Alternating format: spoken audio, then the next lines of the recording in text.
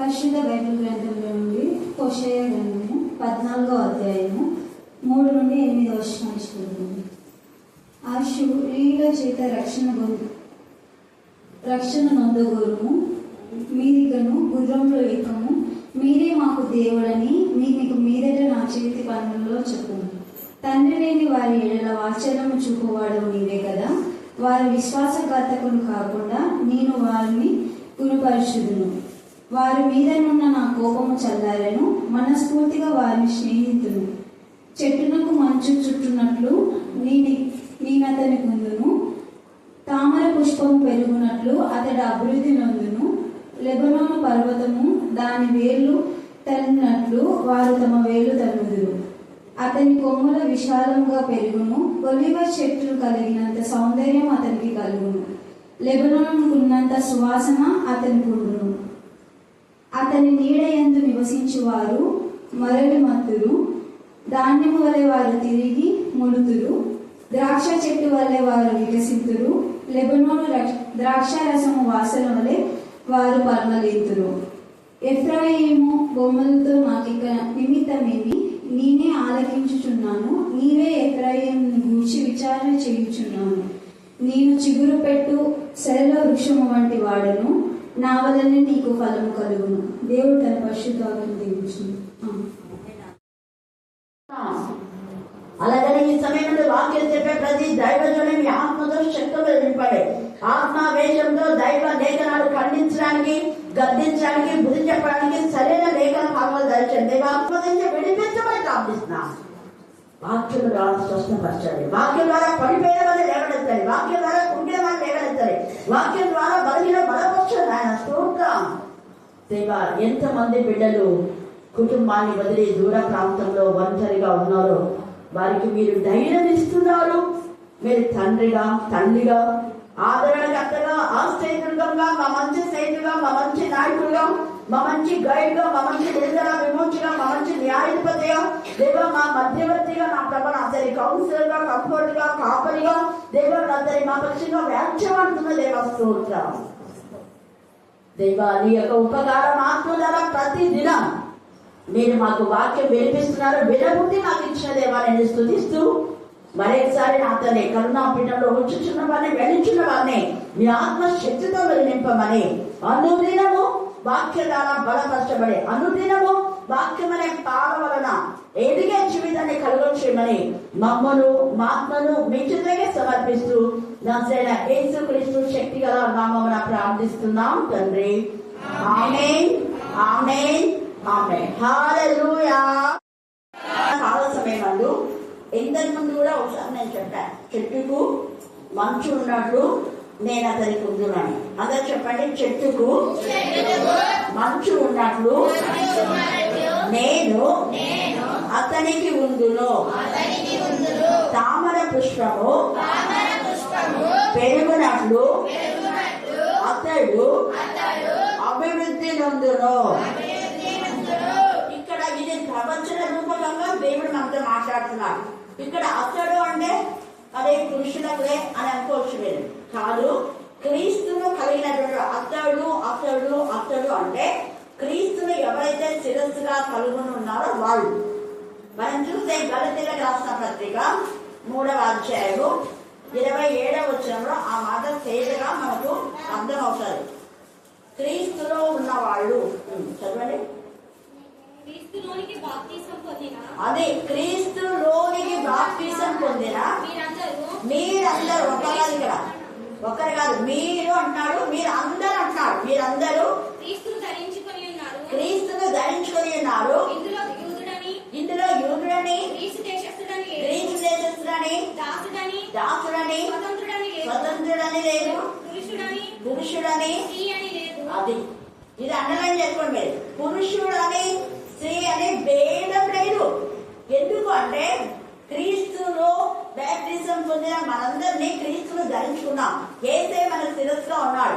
యేసయ్య ఎవరైతే శిరస్సుగా ఉంటారో, యేసయ్యలో ఎవరైతే ఉంటారో, యేసయ్యలో ఎవరైతే అత్తుకొని ఆనుకొని జీవిస్తారో, యేసయ్య పైన ఎవరైతే ఆధారపడతారో, యేసయ్యనే తమ రక్షణగా కైగొంటారో, యేసయ్యనే మాకు తల్లి, తండ్రి, ఆదరణకర్త, ఆశ్రయ దుర్గం, మంచి గైడ్, మంచి కాపరి, ప్రధాన కాపరి, ఉపకారం చేయ ఆత్మ మాకు తోడుగా ఉంది, కరుణించే ఆత్మ మాతో ఉంది, విజ్ఞాపన చే ఆత్మ మా ఖచ్చితంగా విజ్ఞాపన చేస్తుంది. నేను కేవలం నిమిత్త మాత్రమే అని దేవుని పైన, యేసయ్య పైన ఎవరైతే డిపెండ్ అవుతారో వాళ్లకు ఈ బ్లెస్సింగ్స్ అని. హోషేయ 14లో 1 నుంచి చివరి దాకా, 1 నుంచి చివరి దాకా ఇక్కడ అంటాడు 14వ అధ్యాయంలో, ఇశ్రాయేలు నీ పాపము చేత నీవు కూలితివి కనుక. ఇశ్రాయేలు ఎందుకు కూలాడంటే దేవుని హత్తుకొని ఆనుకొని జీవించకుండా దేవునికి వేరుగా ఉన్నాడు. ఆ పాపము దేవునికి వేరు చేసింది ఇశ్రాయేలు. దేవుని వాగ్దానం స్వతంత్రించుకోకుండా 21 సంవత్సరము సొంత ఆలోచనతో భార్య కావాలని సిరియాకు వెళ్తాడు. భార్య కావాలని 12 వచ్చిన చదవండి, 12 యాకోబు తప్పించుకొని సిరియా దేశంలోనికి పోయెను. భార్య కావాలని ఇశ్రాయేలు కొలువు చేసెను. భార్య కావాలని అతడు గొర్రెలు కాచెను. ఒక ప్రవక్త ద్వారా యెహోవా ఇశ్రాయేలులను ఐగుప్తు దేశం నుండి రప్పించాను. ప్రవక్త ద్వారా. ఆ ప్రవక్తనే మోషే. ఆ ప్రవక్తనే నిజంగా యేసు ప్రభుల వారికి యొక్క ముంగుతు, యేసు ప్రభుల వారి యొక్క నామమును ఘనపరచడానికి, ఆయన రాజ్య సువార్తను మరియు వ్యాప్తి చేయడానికి యేసయ్య ఏ విధానంలో తన ప్రజలను కంటి పాపలాగా కాపాడుతున్నాడో అలాగా మోషేను దేవుడు అక్కడ వాడుకున్నాడు. ఒక దూతలాగా, దేవుని యొక్క దూతలాగా ఈ ప్రవక్త. అలాగనే యేసయ్య రాజ్య వ్యాప్తికి ముందు యోహాను పంపినట్టుగా ఈ యొక్క మధ్యాహ్న కాల సమయంలో మోషేలాగా పయనిస్తే మంచిదే.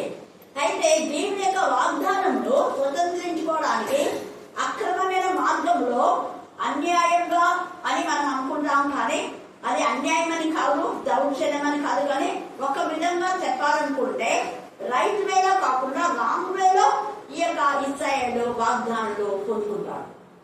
జయసందపు హక్కును ఈ యొక్క మరి ఏషావు నుంచి తీసుకోవాలని త్వరపడతాడు. తొందరపాటు దేవుడు ఆశీర్వదించినప్పుడు ఆశీర్వదిస్తాలే, దేవుడు ఆశీర్వాదాలే కాబట్టి దేవుడే దీవించాలి అనుకోకుండా, సో అభిప్రాయం తల్లి యొక్క మాట విని తల్లి యొక్క ఆలోచనలో దేవుని ఆలోచన పక్క పెట్టేసి తల్లి యొక్క ఆలోచన సమృద్ధిని ఆధారం చేసుకొని వాటిని ఆ లాక్కోవాలని చూసి భయపడి పారిపోతాడు సిరియా. ఇప్పటికీ సిరియా వాళ్ళు మనకి అందుకనే ఉన్నారు. ఇశ్రాయేలుకు సిరియన్లకు ఎప్పుడు గొడవనే. కారణం యాకోబు ఎప్పుడైతే అక్కడికి వెళ్ళాడో ఆ తర్వాత దేవుడి యాకోబును స్నేహించి యాకోబును ఆస్వాదించాడు. అదే యాకోబు ఈ యొక్క పాపము అనే మాటలో దేవునికి విరోధమైన ఆలోచన. దేవుని విధానంలో, దైవికమైన విధానంలో ఆశీర్వాదాలు పొందుకోకుండా రాంగ్ వేలో ఆశీర్వాదాలు ఆశించాడు. అది అందుకని ఆ యొక్క దేవునికి విరోధి అయిపోయినాడు. ఇప్పుడు అదే అంటున్నాడు 14వ వచనంలో, ఇశ్రాయేలు నీ పాపముల చేత నువ్వు కూలితివి. దేవుని కంటే ఎక్కువగా భార్యను ప్రేమించాడు, రాహేలును ప్రేమించాడు. అందుకని 21 సంవత్సరం అక్కడ దేవుని కోసం పనిచేయాలా, భార్య కోసం కొలిచేశాడు. ఈ యొక్క మధ్యాహ్న కాలంలో దేవుడికి పని చేయాలనుకున్నావా? నీ ఇంటి కోసం పనుల్లో, నీ యొక్క సొంత పనుల్లో, నీ సొంత ఆలోచనలో, నీ సొంత అభిప్రాయంలో నువ్వు ఉండిపోతే యాకోబులాగా దేవుడు కూడా ఈ మధ్యాహ్నంలో నేను అంటాడు, నీ పాపముల చేత నువ్వు కూలితివి. నీకు ఎందుకు నష్టం వచ్చింది? ఎందుకు నీ కష్టార్జితం వేస్ట్ అయిపోతుంది? నువ్వు ఎంత కష్టపడినా కూడా పైకి రాలేకపోతున్న కారణం ఏంటంటే దేవునికి ఫస్ట్ ప్రయాస ఇవ్వడం లేదు. దేవుని ద్వారానే మనం ఆస్వాదించబడతాం. అది అనుకోండి, వాక్యము, ప్రార్థన, దేవునికి వెళ్ళిన సమయం ఎప్పుడైతే ఇస్తామో అప్పుడే మనకు బ్లెస్సింగ్ వస్తాయి. దేవుని పక్క పెట్టేసి మన పనులన్నీ అయిపోయిన తర్వాత ఎప్పుడో మన ఇష్టం వచ్చినప్పుడు వచ్చి ప్రార్థన చేసి వాక్యం విని అది వర్కౌట్ కాదు. ఒక క్రమం ఉంది దేవునికి. ఆ క్రమాన్ని మనం పాటించాలి. క్రమం ఎప్పుడైతే పాటించామో ఆ క్రమం, ఒక క్రమం ప్రకారం దేవుడు ఇస్రాయేలును దీవించాలని ఆయన ప్రణాళిక. కానీ ఆయన ప్రణాళికను పక్క పెట్టేసి సొంత ఆలోచనలో తల్లి చెప్పినట్టుగా తండ్రిని మోసగించాడు, అన్నను కూడా మోసగించాడు. కొంతమంది ఇదేం మోసము అంటారు. చెప్పాడు కదా, ఎర్ర చిక్కుడుగా కూరగాయలు ఇస్తే నీ చేసిన తప్పు నాకు ఇవ్వన్నాడు కాబట్టి అక్కడ ఏం మోసం అంటారు. కానీ తండ్రిని మోసం చేశారు. అన్నకు చిక్కుడుగాయ కలగూర వంటకం పెట్టి ఒకవేళ తీసుకున్నాడు. కానీ తండ్రిని అయితే ఏమన్నాడు అంటే, నువ్వు నిజంగా వేసావంటే అవును అన్నగారు అన్నారు. అబద్ధం కాదు అది. తర్వాత రోమాలుగలటువంటి చొక్క వేసుకున్నాడు. ఎంత తప్పు చూడాలి. ఇవన్నీ కూడా దేవుడికి విరోధమైనవే. దేవుడు అలా చేయమని చెప్పలేదు. ఈ మధ్యాహ్న కాలంలో నీ సొంత అభిప్రాయాలు నువ్వు వెళ్ళావనుకో, దేవుడు ఈడాగనే నీతో మాట్లాడుతున్నాడు. సొంతగా నీ ఆలోచనలు నువ్వు ఎప్పుడు వర్కౌట్ కావలేదు. గాడ్స్ మీద ఏదో తెలుసుకొని దేవుడి చిత్తం ఒకటే. ఫస్ట్ అయితే నాకు ఇవన్నీ కంటే ముఖ్యం. నువ్వు ఒక నిర్ణయం తీసుకొని నిర్ణయాన్ని కట్టుబడి అది ఏమైనా కూడా అదే అంటాడు దేవుడు. ఇక్కడ నీ పాపంలో చేత నీవు కూడితే కనుక చాలా 21 సంవత్సరం మానసికంగా కుంగిపోయా. అక్కడ ముందు ఎంత బాధ, తన కుమారుడు తన దూరమై అక్కడ 21 సంవత్సరం బాధపడినాడు. తర్వాత తన కొడుకు యోసేపు దూరం అయిపోయి కొన్ని సంవత్సరాలు 21 అది ఇంకా చాలా సంవత్సరం. అందుకే అంటాడు, నా దుఃఖం, నా దినమంతా, నా జీవితం అంతా దుఃఖమే. కారణం ఏంటంటే దేవునికి ఫస్ట్ ప్రయారిటీ, తర్వాత దేవునికి ఇచ్చాడు అనుకోండి, దేవుని చేతని ఆశీర్వదించాడు. అప్పుడు అందుకే అంటున్నాడు, నీ దేవుడైన యెహోవా దగ్గరకు తిరుగుము.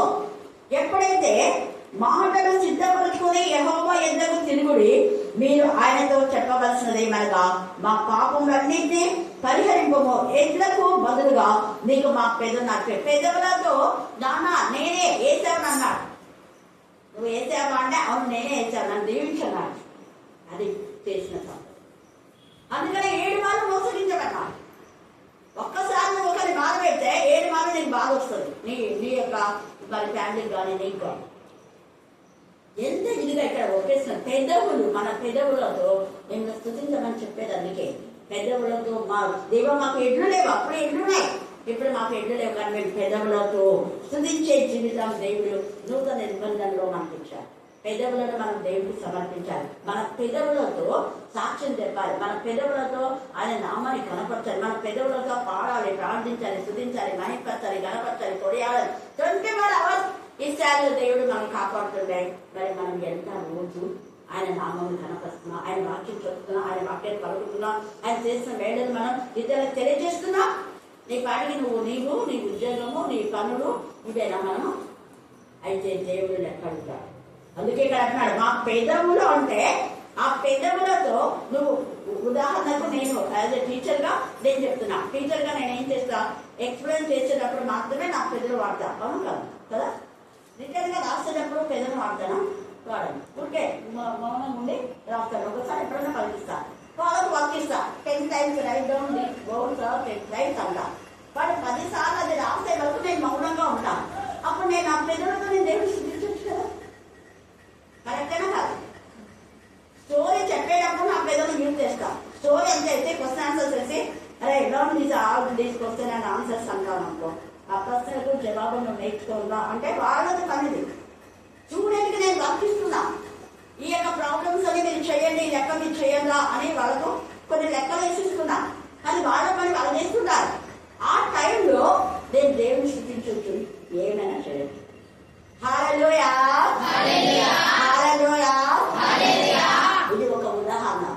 మీరు మీకున్న ఖాళీ సమయంలో ఖచ్చితంగా దేవుని స్థుతించండి. పెదవులలో అంత ఆత్మకు పెదవులున్నాయి, శారీరకంగా ఈ పెదవులు. ఒకవేళ ఈ పెదవులు బయటికి మనం కలగలేకపోయినా అంత రంగంలో దేవునితో మనం మాట్లాడి దేవుని స్థుతిస్తే, దేవుని కనపరిస్తే ఎంత ఆశీర్వాదమో అంత ఆశీర్వాదం. ఈ యొక్క అసలు ఇశ్రాయేలు చాలా సంవత్సరాలుగా దేవుని గురించి మౌనంగా వర్ణించారు. అందుకే ఎన్ని బాధలు ఈ యొక్క మధ్యాహ్న కాలశంలో మనం అలాగా దేవుని మర్చిపోతే వచ్చేది బాధలేదు. అందుకే అంటాడు తిరుగు అంటాడు. నా వైపు అంటే వాక్యంలో ప్రార్థన జీవితంలో ఎంత ఉంటావో నేను అంత హెచ్చిస్తాను. నేను అందుకే ఏమైనా ఒక సిరి ప్రార్థన చేయమంటే నేను చేసే కంటే ప్రకటన మాత్రం బాగా చూడము.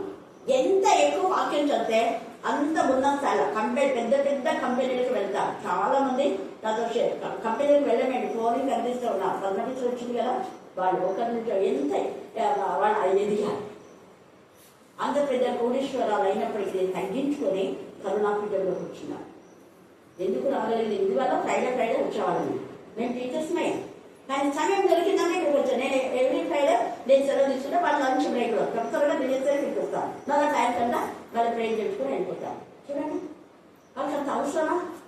అప్పుడు అంతా దేవుడికి వాళ్ళు సమయం ఇచ్చారు కాబట్టి ఇప్పుడు అందరూ మంచిగా సరోజని ఇద్దరు కొడుకు డాక్టర్, నిర్మల్ ఇద్దరు కూతురు డాక్టర్, తర్వాత ఈమె పిల్లలు ఇద్దరు ఫారెన్లో ఉన్నారు, మంచి ఇంజనీర్, వెల్ ఎడ్యుకేటెడ్ అందరు. అలాగే విజయమ్మ కొడుకు డాక్టర్, అక్క తెలుసు, ఆమె హెచ్ఎం అయినా ఖచ్చితంగా వచ్చేదాన్ని. 10 నిమిషాలన్నా వెంటనే ఆటోలో వేసుకొని వచ్చి ట్రై చేసుకుని ఆ ట్రైన్లో ఉండి వెళ్ళిపోయేదాన్ని. వాళ్ళకి ఎప్పుడు క్యాబ్ మాట్లాడుతుందో అది అక్కడే ఉంటుంది. ఎంత నేను ఎందుకు మాకు చెప్తున్నా అంటే, దేవుడికి నువ్వు సమయం ఇస్తే నీ లైఫ్ ఎలాగా దేవుడు చేస్తారా అసలు ఊహించుకున్నాను.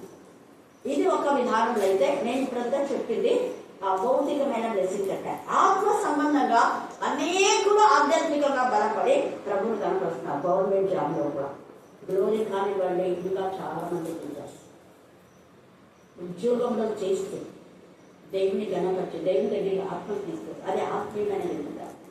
మనం ఆత్మలో ఎదిగితే మన తదనంతరం మన పిల్లలు బ్లెస్డ్ అవుతారు. అందుకని ఇక్కడ నా వైపు తిరుగు అనే మాట ఎంత అర్థం అంటే అంత అర్థం. అలాగే నువ్వు ఉన్నప్పుడు వెంటనే దేవుడు కూడా నీకు ఏం చేస్తాడు అంటే, చూడండి మన విశ్వాస ఘాతకులు, చాలా మంది విశ్వాస ఘాతకులు అవుతారు. కొంతమంది కేసులకు అని చెప్పి వాళ్ళ పిల్లలతో సహా ఇక నుంచి కన్నులు తిరిగేవారు. కానీ పాపం ఆడవాళ్ళు కదా తిరుగుతున్నారు, వద్దులేమా వాళ్ళది ఎలాగైనా డ్రాప్ చేసుకొని నేను మన వాళ్ళకే ఒకరికి చెప్తే పాపము కేసు డ్రాప్ చేసుకున్నారు. మరి ఎంత గర్వం తెలుసా? అందరు కాదు, ఉండదు. అవును కదా, దేవుడి మేలు చేశాడు మనం అనుకోగలిగి ఉండాలి అనేది ఉంటుందా? ఉండదు. విశ్వాస ఘాతకులు అయితే దాని పరిణామం ఇంకా భయంకరంగా ఉంటుంది. దేవుడు చేసిన మేళని ఎప్పుడు మర్చిపోకూడదు. అప్పుడేమన్నారు, నేను ఖచ్చితంగా వస్తాను ప్రేమ, కానీ వచ్చినారు కొన్ని రోజులు అలా చేయాలి. దేవుడికి ఇవ్వాల్సిన సమయం మనకి ఇవ్వాలి, ఇస్తేనే మనకు ఆశీర్వాదం. అందుకే ఇక్కడ తేలిగా మాట్లాడుతున్నాను 4వ వచనంలో, వారి విశ్వాస ఘాతకులు కాకుండా నేను వారిని గుణపరచును. చాలా మంది ఎంత దూరం ఉన్న విశ్వాసంలో వస్తారు, దూరం ఉన్నా కూడా ఆ కోరికల నుంచి వస్తారు. అందులో వేస్తారు కదా, ఇంకా అక్కమ్మ వాళ్ళలో దూరం నుంచి. ఎందుకు? దేవుని పైన నమ్మకం, దేవుని తీసుకున్న వేళ్లను మర్చిపోకుండా. తర్వాత చూడండి, చెట్టుకు మంచుకు ఉన్నట్టు నేను అసలు ఎప్పుడైతే మనము విశ్వాస ఘాతకులు కాకుండా ఉంటామో, మన పెదవులో దేవుని సమర్పిస్తామో, మన ఆత్మ మనసుతో దేవుని మనం ఆలోచించి స్తుతించి మహిమపరిచి గణపరుస్తామో, మనం ఇచ్చినటువంటి మాటను మనం ఎప్పుడైతే నెరవేర్తామో, దేవుడితో ఒక ఒప్పందం చేసుకుంటాం, ఆ ఒప్పందం నెరవేర్చాలి.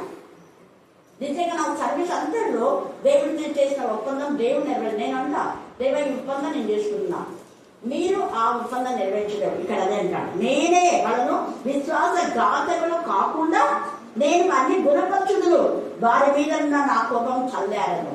Thank God. హల్లెలూయా, హల్లెలూయా, హల్లెలూయా. దేవా నువ్వే నాకు జ్ఞానాత్మకం. ఈ ఇచ్చిన సెలవులన్నీ నేను ఎలా వాటిని వాడుకోవాలనో నాకు మీ జ్ఞానం దయచేయలేదా అన్నా.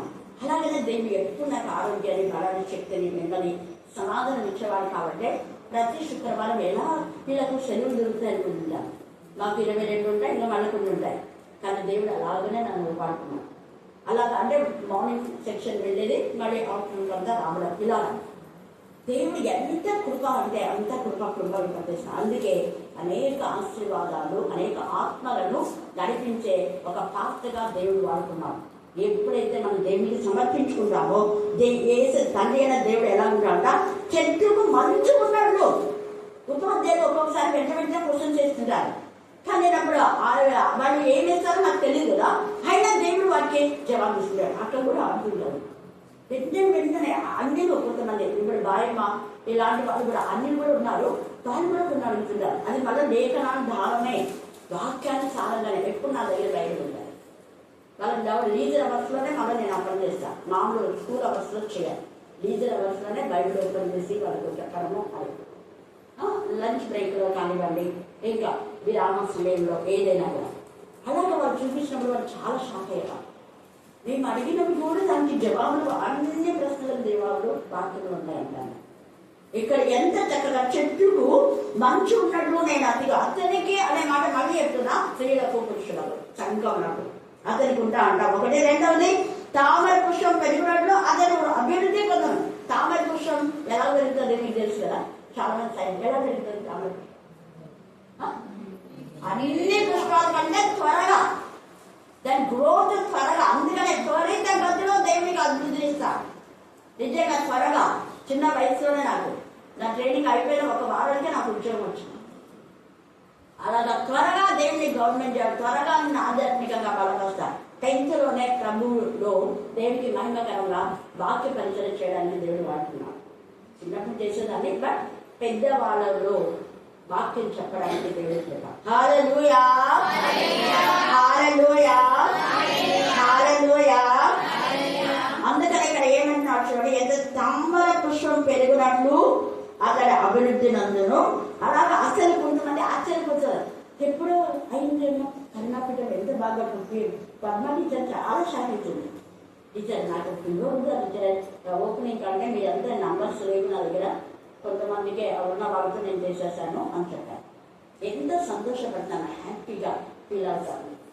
ఇదంతా కట్టడానికి దేవుడి కృప త్వరిత గదిలో. అందుకే ఇక్కడ తామర పుష్పము పెరుగునట్లు అతడు అభివృద్ధి నందును.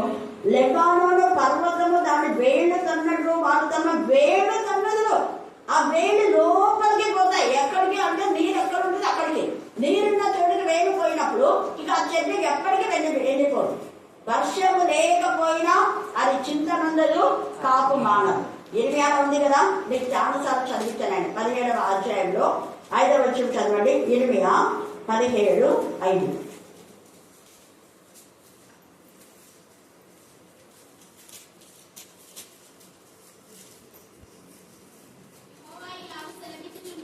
యెహోవా ఇలా సెలవిచ్చుచున్నాడు, అది నరులను ఆశ్రయించి శరీరులను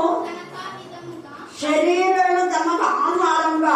చూడండి ఎంత చక్కగా 5వ వచనం నుంచి మీరు 10 దాకా కూడా చదువుకోవచ్చు, టైం లేదు. నరులను ఆశ్రయించి అంటే ఈ లోకపు మనుషుల పైన ఆధారపడదు దేవునికి. ఇక్కడ నరులు అంటే ఈ లోకపు మనుషులు, శరీరంలో అంటే నక్షత్ర జాతకులు, ఇంకా ఏమేమంటారు కదా, మాంత్రికులు, నక్షత్ర జాతకులు, దిష్టి తీసేవాళ్ళు, దిగదీసేవాళ్ళు, దర్గా వాళ్ళు. దర్గాలు కూడా కొంతమంది నల్ల దారులు కట్టుకుంటున్నారు. వాళ్ళ నుంచే మీకు శోధన వస్తుంది, జాగ్రత్త. తర్వాత చూడండి ఎంత చక్కగా ఆ యొక్క నరులను ఆశ్రయించి శరీరాలను తమకు ఆధారంగా చేసుకొచ్చు తమ హృదయంను యెహోవా మీద నుండి అంటే వాక్యంలో లోబడదు, వాక్యానుసారంగా జీవించాలి. ఏసే రక్తంలో మనకు విడుదల, విమోచన, స్వస్థత. ఏసే రక్తంలో మనకు బలం, సౌందర్యం. ఏసే రక్తమే మనకు సమృద్ధి అనే జీవితాన్ని ఇస్తుంది అని వాక్యం ఎంత చెప్పినా కూడా రక్త మాంసములలో ఏసే పాలు ఆడే శిలువ యాగంలో తన బలి యాగంలో మన కోసమే ఆయన ఎంత త్యాగం చేశాడో మనం తెలిసి కూడా, వాక్యం తెలిసి కూడా ఈ పని చేసేవాడు. అందుకని యెహోవా ఎంత తేలినవాడు, యెహోవా మీద నుండి తొలగించుకున్న వాడు ఏమిటంట చాలు. నీ హృదయం వాక్యంతో నింపబడాలి. నీ హృదయంలో ఎవరి దగ్గరికి పోదామా అనేది కాదు, అప్పుడు ఎవరి దగ్గర దొరుకుతాయి కదా. దేవుని వాక్యం చదువు, అప్పుడు లేకుండా దేవుడిని ఆశ్రయిస్తాడు. అలాగనే రోగం వస్తే వాళ్ళ దగ్గరికి పోదాం, వీళ్ళ దగ్గర పోదాం, డాక్టర్ దగ్గరికి పోదాం నేను చెప్పట్లేదు, కానీ వేరే వాటిపైన మీరు ఆధారపడదు. అలా చేస్తే వాక్యం ద్వారానే నీకు స్వస్థత. అలా చేస్తే దేవుడు ఉగ్రత నీకు వస్తుంది. అందుకని శాపగ్రస్తుడు అన్నాడు. ఈ శాపం ఎక్కడ? ఈ సంవత్సరం ఈ యొక్క లోకంలో మన 100 సంవత్సరాల కంటే ఎక్కువ బ్రతకాం. మహాబ్రతినే 100 సంవత్సరాలు. కానీ 100 సంవత్సరాల్లో నువ్వు దేవుని వాక్యానుసారంగా జీవిస్తే, యుగము అంటే 1000 సంవత్సరాలు, యుగంలో నిత్య జీవితంలో దేవునికి మహిమకరంగా ఉంటాం. హల్లెలూయా, హల్లెలూయా, హల్లెలూయా. అందుకని ఇక్కడ మాట్లాడుతున్నాడు, మన హృదయం వాక్యంతో నింపబడాలి. మన హృదయం వాక్యంతో నింపబడితే ఆటోమేటిక్ గా పెదవుల నుంచి వస్తుంది. అది హృదయం నిండి ఉండాలంటే పెదవులు ఏమైతాయి? మాట్లాడతాయి. నేను వాక్యంలో ఉంటే వాక్యమే చెప్తాను. నువ్వు ఎవరికే ఇదే వాక్యం చదువునా, ఈ వాక్యంలో నువ్వు బలం పొందుతావు, వెంటనే వస్తుంది నాకు. మరి ఏ సమస్య చెప్పినా వెంటనే వాక్యం గుర్తుకొచ్చి, ఇదిగో ఈ వాక్యమే నీకు కాదు, ఈ వాక్యమే నీకు శక్తి. హృదయం వాక్యంగా నింపబడినప్పుడు పెదవులు ఆటోమేటిక్ గా వచ్చేస్తుంది వాక్యం. వాళ్ళు చెప్తే ఏమనుకుంటారు, మీరు చెప్తే ఏమనుకుంటారు అస్సలు అనుకో, ఆ థాటే రాదు సార్. అలా అనుకుంటే ఏసయ్య అనేక మంది శిష్యులను తయారు చేయలేదు. అలా అనుకుంటే బ్రదర్ ప్రవీణ్ చూడండి, ఎవరిని వాళ్ళేమనుకుంటూ అనుకోలేదు, ప్రతి ఒక్కరికి చెప్పాడు. పోయే వారికి, చెంచు వారికి, లంబడి వారికి, అనాగరికులకు, మరి ఆ యొక్క భాష రాని వాళ్ళ దగ్గర కూడా, క్రూరులు నరహంతకుల దగ్గర కూడా దేవుడి యొక్క వాక్యం చెప్పారు. హల్లెలూయా, హల్లెలూయా, హల్లెలూయా. మధ్యాహ్న కాలసందు నీ హృదయం వాక్యంతో నింపబడితే నువ్వు అసలు ఊరుకోలేదు. ఎప్పుడెప్పుడు ఈ వాక్యం మీద చెప్పాలా అని అనుకుంటా. అలా చెప్తే ఏమనుకుంటాడు, చెప్పాలా అంటే ఏమనుకుంటాడంటే దేవుడు నేను గురించి ఏమనుకుంటాడు, ఏమనుకుంటాడు, నీకు మేలు చేసినా కూడా చెప్పవా అనుకుంటాడు, నీకు మేలు జరుగుతుంది అంతే, చెప్ప. చూడండి తేలిగా మాట్లాడుతున్నాడు కదా. తర్వాత ఏమంటున్నాడు అక్కడ, వాడు ఎడారిలోనే అరోహా వృక్షం, ఇక్కడ తామ వృక్షంలాగా ఉన్నారు. తర్వాత ఇంకా దేవుడికి మేము అరోహా వృక్షము వలె ఉండును, మేలు వచ్చినప్పుడు అది మనకి కనబడదు. ఇది అర్థం చేస్తాడు. మేలు వచ్చినప్పుడు మనకి కనపడదు అంటే నీకు మేలు కోసమే ఎవరైనా ఏమైనా చెప్పినా నువ్వు వినాలి కాబట్టి నీకు మేలు జరగదు. నాకు మేలు ద్వారా వాళ్ళు ఎవరో ఒకరు దైవచంలో ఎవరో ఒకరు నీకు మాట్లాడతారు, వాళ్ళ మాట నువ్వు వినుకుంటే నీకు మేలు జరుగుతుంది. మేలు చెప్పేది ఏంటిదే అని అనుకుంటావు అనుకో, మేలు జరగదు. మేలు వచ్చినప్పుడు కనబడదు. వాడు అడవిలో కాలిన నేల ఎద్దును, నిర్జనమైన చవిడి భూమి ఎందును నివసించును. యెహోవాను నమ్ముకున్నవాడు ఈ మధ్యాహ్నమందు దేవుడు నమ్ముకోవాలి, మనుషులం కాదు. తర్వాత యెహోవా మనకి ఆశ్చర్యంగా ఉండును. నువ్వు తండ్రి లేకపోయినా దేవుడు నీకు తండ్రి. ఇక్కడే ఉంది కదా, ఎంత తేటగా ఆయన మనకు తండ్రిగా ఉంటాడంట. తేటగా పరిశుద్ధాత్మదేవుడు మాట్లాడుతున్నాడు. 3వ వచనంలో 14 హోషేయ 14వ అధ్యాయం 3వ వచనం. తండ్రి లేని వారి ఎడల వాత్సల్యం చూపుకోవడం నీవే కదా. ఎవరికి వాత్సల్యం చూసుకోవడం? తండ్రి లేని వారు అందరి కాదు. ఎవరైతే దేవుని ఆనుకుంటారో వాళ్ళు, ఎవరి హృదయమైతే వాక్యంతో నింపబడతారో వాళ్ళు, ఎవరి పెదవులైతే వాక్యాన్ని ప్రకటించి ఇతరులను ప్రభువులోకి నడిపిస్తారో వాళ్ళు ఆయనే తండ్రిగా ఉంటాడు. ఆయనే తల్లిగా, ఆదరణకర్తగా, డాక్టర్గా, జ్ఞానాత్మతో నింపి ఆయననే సరైనటువంటి సూచనలు కూడా ఇస్తాడు. ఇంకా అన్ని లాయర్గా ఉంటాడు. కాబట్టి ఈ మధ్యాహ్న కాలసంలో మనకి జ్ఞాపకం చేసుకోవాలి. ఎంత చక్కగా అంటున్నాడు. మళ్ళీ అంటున్నాడు, వాడు ధన్యుడు. యెహోవా నమ్ముకుని వాడు ధన్యుడే, వాక్యం నమ్ముకున్నవాడు. తర్వాత యెహోవా మనకి ఏమంటాడా, ఆశ్రయంగా ఉండును. వాడు జనముల యొద్ద నాటబడిన చెట్టు వలె ఉండును, అది కాలువల ఓరు దాని వేలు తన్నును, వెచ్చ తగిలినను అవి ఎట్లంటే వర్షం లేకపోయినా కూడా భయపడదు, దాని ఆకు పచ్చగా ఉంటది. వర్షం లేని సంవత్సరంలో చింతన ఉండదు, కాపు చింతనే ఉండదు. దేవుడు ఎందుకు భయభక్తిగా వీళ్ళకి ఏ చింత ఉండదు. దేవుడు నడిపిస్తూనే ఉంటాడు. ఎన్ని ఆటంకములు వచ్చినా, సాధారణ ఎన్ని గుండెలు ఉన్నా గుండెల్లో వాళ్ళే పడేసి ముందుకు వెళ్ళిపోతుంటాం. మనమే చూస్తాం, ఓహో వీళ్ళు కదా గుండెలు పడింది, వీళ్ళే కదా నా కోసం గుండెలు పడిందని చూపిస్తాడు. దారిలో ఎవరు ఏం ముళ్ళ పడేస్తే ఆ ముళ్ళ పడేది వాళ్ళ కాళ్ళకే ఉంచుకొని వాళ్ళ కాళ్ళే రక్తం కాకుండా వెళ్ళిపోతారు. దేవుడు తన పిల్లలను కాపాడతారు. నువ్వు 2 ఉన్నాయి, జాగ్రత్తగా నీ పాదులకు రాయి తగలకుండా చేతులతో ఎత్తుపట్టుకున్నారు. తండ్రి ఏ తండ్రి చేయని ప్రేమ ఏసై చూపించాడు. ఆయన వీపు దున్నపడింది, ఆయన తలను ముళ్ళ కింద, ఆయన చేతుల్లో మేకులు, ఆయన పాదులలో మేకులు. నేను నడకను శుద్ధి చేస్తాను, వాటిని గురించి ధ్యానం చేయాలి. వేస్తే సిలువ విలువ తెలుసుకుంటే చెట్టుకు మంచు ఉన్నట్టుగా ఆయన ఉంటాడు. తామర పుష్పం ఎదిగేలా నేను ఎదుగ చేస్తాడు. దేవుడు వర్షం లేని సంవత్సరంలో చింతనంలో కాపమానా ఖచ్చితంగా దేవుడు బ్లెస్సింగ్స్ నీకు ఇస్తాడు. ఇంకా అన్నాడు, లెబానోను పర్వతము దాని వేడి సన్నట్టు వారు తమ వేడి సముద్రం, అతని కొమ్మలు విశాలంగా పెరుగుతాయి. కొమ్మలు విశాలం, రోజు రోజుగా పెరుగుతాను, రోజు రోజు నీ జీవితం పెరుగుతుంది, నీ అన్ని ఎవ్రీథింగ్ దేవుడు అభివృద్ధినే దేవుడిస్తాడు. ఇంకా మనం చూస్తే మొదటి దినవృత్తాంతంలో 4వ అధ్యాయం ఇంటికి ఎంత బాగా చదవాలి. అక్కడ ఎఫెస్ కూడా దేవా నన్ను విశాలపరచవా అంటారు. అందరి చేత ధృవీకరింపబడి బాధతో ఉన్నటువంటి ఎఫెస్ యొక్క ప్రార్థన, నా సరిహద్దుని విశాలపరచు దేవా, నన్ను అభివృద్ధి పరచు దేవా అంటే ఖచ్చితంగా అభివృద్ధి చేస్తాడు. ఎప్పుడు నీళ్లలో ఉండాలని.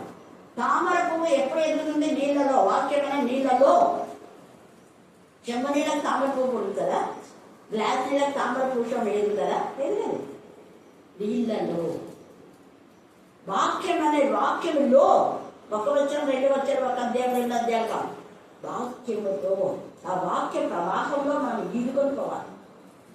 అందుకని అంటాడు కదా, ఎంత చక్కగా ఏ స్కేల్లో కూడా నేను తర్వాత 47 చదివితే పాదంలో లోతు, మొల లోటు, మోకాల లోటు. అది అప్పుడు ఇంకా ఈద లేనంత, అక్కడ ఈద కలిగినంత నది అయిపోయింది. అప్పుడు ఎప్పుడైతే ఈద కలుగుతావో ఒక ప్రదేశం నుంచి ఇంకొక ప్రదేశానికి వెళ్తాను. నువ్వు వాక్యం ఎప్పుడైతే చదువుతావో నీకు ప్రమోషన్స్ వస్తాయి, నీ శాలరీ పెరుగుతుంది, ప్రతిదీ నీకు ప్రాపర్టీ అన్ని కూడా నీకు నెమ్మది, సమాధానం, ఆత్మ సంబంధమైన ప్రతి ఆశీర్వాదం దేవుడు ఇస్తాడు. ఏ తక్కువ చేయదు. ఆత్మ వరాలతో, ఆత్మ ఫలాలతో దేవుడు ఉంటాడు. 9 వరాలు తెలిపిస్తాను, ఒక్కడిగా. ఎప్పుడు అంటే మన వాక్యంలో నింపబడి, వాక్యంలో మనం ఉన్నాం, వాక్యంలో ఈదగలిగినాం, వాక్యంలో చెల్లించి ఫలించి ఉనికి కలిగి జీవించినప్పుడు ఒక్క ప్రదేశం నుంచి ఇంకొక ప్రదేశం నడిపిస్తాడు దేవుడు. గూడూరులో కాకుండా కర్నూలు వాక్యం పెట్టాడు, కర్నూలు నుంచి తిరుపతి వెళ్తాడు, రీసెంట్గా తిరుపతి వెళ్ళొచ్చాడు, రాజస్థాన్, ఎన్ని ప్రదేశాలు. యానం అయితే చాలా భయంకరం, చిన్నగా ఉండదు దాన్ని. రాజమండ్రి, యానం, ఎన్ని ఊళ్ళో అవన్నీ చెప్పడానికి టైం లేదు, దేవుడు తీసుకువెళ్తాడు. కారణం వాక్యం. వాక్యంలో మనం ఈదగలిగితే ఒక ప్రదేశం నుంచి ఇంకొక ప్రదేశానికి సేఫ్టీ ప్లేస్తో దేవుడిని తీసుకువెళ్ళి నానాటికి ఆయన బలాభివృద్ధి చెందుతాడు. కాబట్టి ఒలీవ చెట్టులకు ఉన్నంత సౌందర్యం కూడా దేవుడికి ఇస్తాడు. కొంతమంది సౌందర్యం అంటే కొందరు అందాన్ని చూసుకొని ముసిపోతుంటారు, కానీ అందం గల స్త్రీ వివేకం లేకుండా ఉంటే పందిముకున్న బంగారు కన్ను. చాలా మంది వాక్యంలో లేకుండా లోకానుసారంగా గర్వం, అహంకారం అనే అందం ఉందంటే పందిముకున్న బంగారు కన్నే. ఏ ప్రయోజనం ఉండదు వాళ్ళ ద్వారా. కుటుంబాలు పాడైపోతాయి, కుటుంబాలు కట్టుకోలేదు, వాళ్ళ పిల్లలు సరిగా పోషించుకోలేదు. అలాంటి జీవితంలో కాదు, వాక్యం అనే సౌందర్యము. ఒలీవ చెట్టున కలిగినంత సౌందర్యము అతనికి అంటే సంఘంలో లేకున్నంత సువాసన అతనికి ఉన్న. అతని నీడయందు నివసించేవారు మరలి వస్తారు, ధాన్యం వల్ల వాళ్ళు తిరిగి పడిపోయినా మళ్ళా మొలుస్తారు. దేవుని సన్నిధిలో ఉంటాయి, పడిపోయిన మళ్ళా దేవుని ఇష్టపడతారు, సన్నిధిలో లేకపోతే దేవుని ఇష్టపడతారు. తర్వాత కింద అంటాడు చూడండి 9వ వచనంలో, జ్ఞానులు ఈ సంగతులు వివేచింతులు, బుద్ధిమంతులు వాటిని గ్రహించులు, ఏదైనగా యెహోవా మార్గంలో ఏంటంట చక్కని జీవితం దేవుడిస్తాడు. నువ్వు వాక్యంలో చక్కగా నిలబడితే ఎహెజ్కేలు 2లో అన్నాడు, నరపుత్రుడా చక్కగా అప్పుడే నేను నీతో మాట్లాడేది, లేకపోతే మాట్లాడు. తర్వాత ఏమంటున్నాడు ఇక్కడ, యెహోవా మార్గం చక్కనివి, నీతి మంతులు. చక్కని మార్గంలో ఎవరు పయనిస్తారో అంటే నీతి మంతులు దాన్ని అవలంబించి నడుచుకుంటారు. కానీ తిరుగువాడు, నీ పిల్లలు ఇలా చేస్తుంటే చాలే అనుకుంటే పోయేవాడు తిరుగుబాటు చేసేవాడు. పిల్లలు గద్దించి సరిదిద్దేవాళ్ళు నిజమైన తల్లి. తిరుగుబాటు చేయని వారి దానికి అది ఎలా ఉంటాడ, అడ్డము కనుక వారితో తిండుదురు, వాళ్ళు ఎప్పుడోసారి కూలిపోతారు. కూలిపోయే జీవితంలో కాకుండా దేవునికి మహిమకరంగా ఈ యొక్క చెట్టుకు మంచు ఉన్నట్ల దేవుడు మనకు ఉంటాడు. కాబట్టి మనం తామర యొక్క మరి పుష్పం లాగా, లెబానోన్ యొక్క సౌందర్యం లాగా, ఒలీవ చెట్టునకున్నంత సౌందర్యం లాగా, మరి అలాగనే దేవునికి మహిమకరమైన విధానంలో మనం చింత నుండగా కాపు మానక దేవుళ్ళు అభివృద్ధి చెందాం. దేవుడు ఈ లేఖన భాగాన్ని దీవించి ఆశీర్వదించుగాక. ఆమేన్, ఆమేన్, ఆమేన్. ఈ సమయమందు మన మధ్యలో ఉన్న మేడం గారు మనం ప్రార్థన నడిపిస్తారు. మేడం గారు ఆరోగ్యం కోసం ప్రార్థన చేస్తున్నారా? పరిశుద్ధమైన మరి అనారోగ్యంతో ఉన్న చర్చి కాడి నుంచి కూర్చొని అయినా కూడా ప్రయాణం అయ్యి చాలా కూర్చున్నాను. నన్ను ఎలా తీసుకొచ్చావయ్యా. ఆయన నువ్వు చేసే కార్యాలు కంటే కట్టడం హృదయానికి గోచరం కావు దేవా. ఇక్కడ నాయన మీ ఆత్మను కుమరించండి, ప్రాంతం మీ ఆత్మతో నింపండి దేవా. యేసరాజా ఒక్కొక్కరితో మీరు మాట్లాడండి, ఒక్కొక్కరిని మీరు దర్శించండి తండ్రి. ఆయన ఒడ్డివారుగా వచ్చి ఉన్నాము. ఇప్పుడు అనేకమైన విషయాలు బయలుపరిచారు దేవా. వాక్యాన్ని మోసుకొని పోయి ఎవరు వేసుకొని వాక్యానుసారంగా జీవించడానికి సహాయం దయచేయండి అయ్యా. యేసరాజా మరి లోకం చాలా భయంకరమైన పరిస్థితుల్లో ఉన్నది మీకు తెలుసు తండ్రి. ఆయన జ్ఞాపకం చేసుకోండి, వారిని ఆపదల నుంచి ఆయన రక్షించండి. అవి మరొక బిడ్డను కిడ్నాప్ చేసి ఉన్నారు తండ్రి. రాత్రి మీరే జ్ఞాపకం చేసుకోండి, విడుదల దయచేయండి. చిన్న పిల్లలు బాలుపెట్టి వేడుస్తున్నారు తండ్రి. యేసరాజా వారితో మీరు మాట్లాడండి. మాకు విరోధముగా ఏది వద్దులదు అని అన్నారు కదా తండ్రి.